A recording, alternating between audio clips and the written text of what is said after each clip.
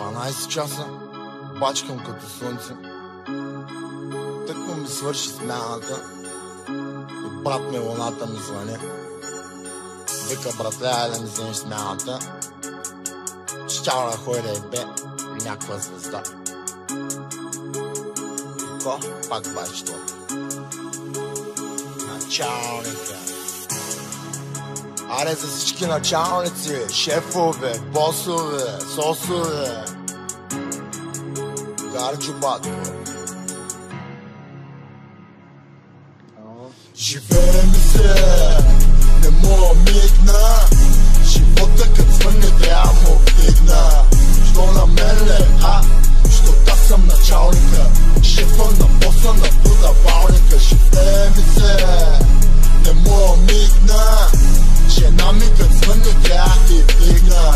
Що на мен ле, защото аз съм началника. Шефа на боса на продавалника. Живее ми се, бече, от сън спомени няма.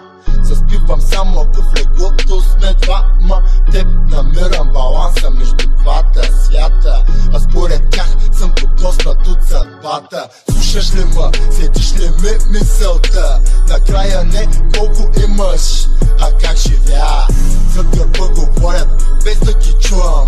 Всеки ден празнувам, да плащат колко струвам. Въобще не ме ебе, кой си колко си известен. Когато ти във всеки град, във всеки квартал е местен. Лутам на моменти, имам и документи, моля да. Луто мора ня, питай хората, пази. Може да не ма фащаш кът съм в целя. Бау, брат ме беля, лутия и превъртеля. На шефа, на боса, аз съм началника. Аз съм управителя на продавалника. Компанията на чиста енергия, пускам заявката. Любовта е съставката, музиката е подправката. Брат ми днес няма да мигна. Живота бърза, трябва да го настигна. Живее ми се, не мога мигна. Брат ми като звънне трябва му вигна.